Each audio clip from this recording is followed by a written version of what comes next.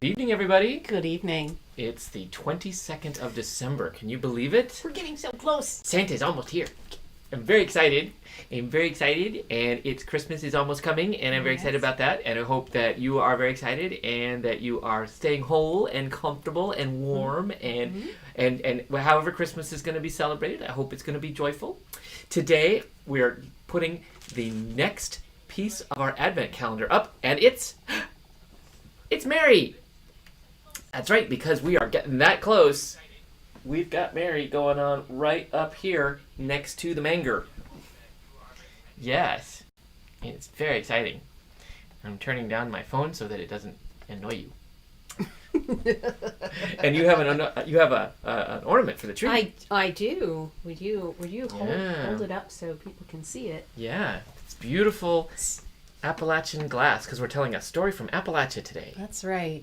This beautiful glass was made in Milton, West Virginia. Yeah, so we know we got some West Virginians watching. Yep. Susie, here's for you, and we've got some other folks. Hey, we also have a special bonus ornament today because we heard from one of our friends, Katie, who sent us this beautiful thing from New York City. So thank you, Katie. Thank you for sending us this beautiful star. It's also a beautiful thing that we are going to put on our tree. So thank you. And then we're going to hang it up in our window after Christmas, so it's beautiful light. That's right. Will continue to shine on us. Indeed. Well, today we're going to tell a story from Coal Country. This is Coal Country Christmas, and so we're going to book camp so that you can enjoy it with us. Mm-hmm. Along the road, black as coal, we snake our way up and into the mountains. Snow-topped evergreens tower above us. Soft-eyed deer turn their heads as if to ask where we're going. We're going home. Home to the mountains of Pennsylvania, where my mother and her mother before her were born. Home to coal country for Christmas. Smoke dark with soot sends out its welcome from coal country chimneys. We watch it drift down upon row after row of heavily weathered houses. The brightness of these homes comes from within. Yule trees, garlanded and glassed, glimmer from parlors, and grandmothers with silvered hair wait patiently at frosted windows.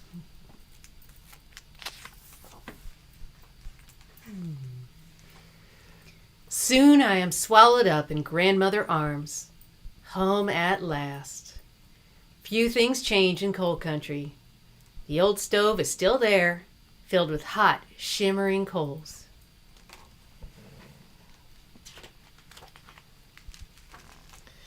My grandfather's empty rocker sits by the window where the sun used to gleam on his whitened hair a long time ago. The lung sickness that comes to those who go deep in the mines day after day has left many empty rockers. Coal country is not easy, but we're here. Here is where we belong for Christmas.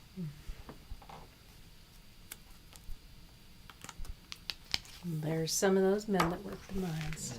Mm-hmm. And there's our ornament. Here's our ornament, just like that.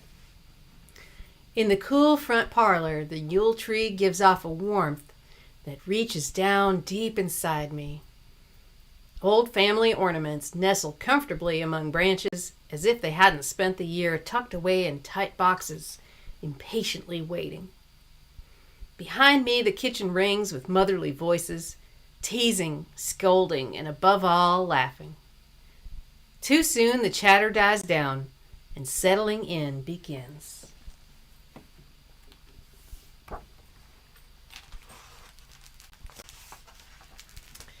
I snuggle down in the soft, warm bed, my mother on one side, a place for my grandmother on the other.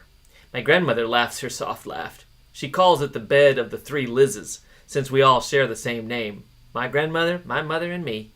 In the light from the window, I see her standing before the old bureau. Slowly she pulls the thin silver pins from her hair. I watch the neat, tight bun uncurl and the long, twisted braid stretch down, reaching to her waist. Each year it seems a little longer and a little grayer.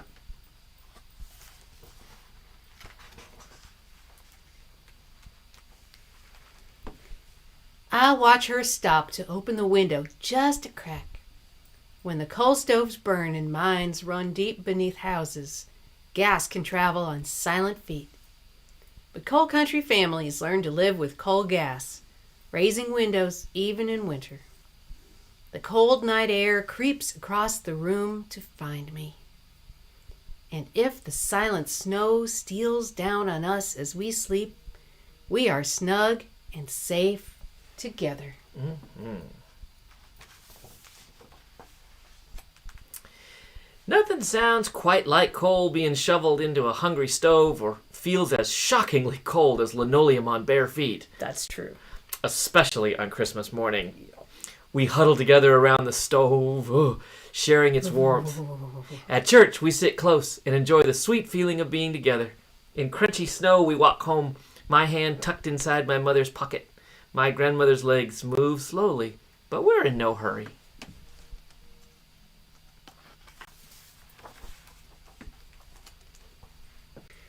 Winding streets bring us past sights all too familiar to coal towns. It has been years since the mines closed, but their mark is still here. Houses and streets tilt as old shafts collapse beneath them. Smoke rises from mines that smolder even now. And in the cemetery, the row of headstones grows ever longer. The families draw comfort from those who are here, and no one talks about the mines at Christmas. Relatives laden with babies and bundles crowd into the tiny house until it's swollen with family. Kissing and hugging and making the rounds. No one escapes. Children are measured, pictures admired, and treasured stories retold again and again. Stories of fathers and uncles and grandfathers. And if we are mostly a family of mothers, sisters, and aunts, it's not unusual in coal country.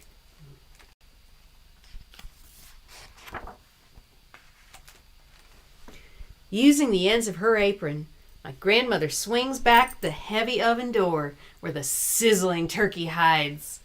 From stove, icebox, and pantry comes a parade of favorite dishes. Finally, the room grows quiet. The voice of my grandmother drifts down the length of the table, giving thanks for food and Christmas and family. All too soon empty dishes disappear, and just as quickly, tea and coffee take their place. But the best is still to come. Months ago, candied fruit was diced, mixed, and baked in a recipe known only to my grandmother. Lovingly, she wrapped the fruitcake and laid it away to wait. It's her gift to us at Christmas. Though it seems more than her swollen fingers are able to do, a coal country woman does what needs to be done. That's true.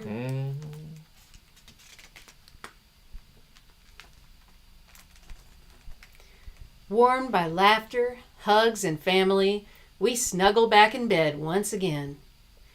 In the quiet, I hear the rhythmic sound of the faucet, left dripping so water pipes won't freeze, and the gentle swing of my grandfather's rocker as the dog curls round and settles down. And finally, as I drift off, I hear the sad, lonely wail of a train whistle. Its cry echoes off the mountains as it races against the night, leaving coal country behind, just as we must leave in the early morning light. But with us go memories, safely tucked away against days far from coal country. And I hold tight to each and every one, that long, silvered braid in the moonlight, my grandmother's soft laugh. Content, I burrow down deep in the bed of the three Lizzes, wrapped in the warmth of a coal country Christmas. The end. Oh, it's interesting, isn't it? All the places that feel so special when we get a chance to go back and revisit them in our memory. And maybe it's not coal country for you. Maybe it's some other place. But I bet there's a place called Christmas in your heart and in your mind too.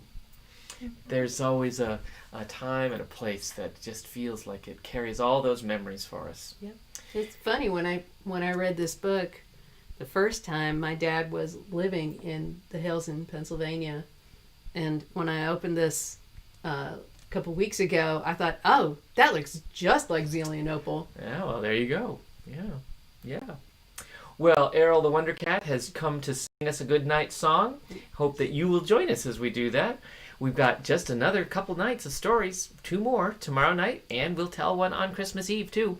And then on Christmas Day, it'll be at 1:30 in the afternoon. And we hope you can join us then if you've, woken up from your after lunch nap. Well, won't you join us as we sing our song?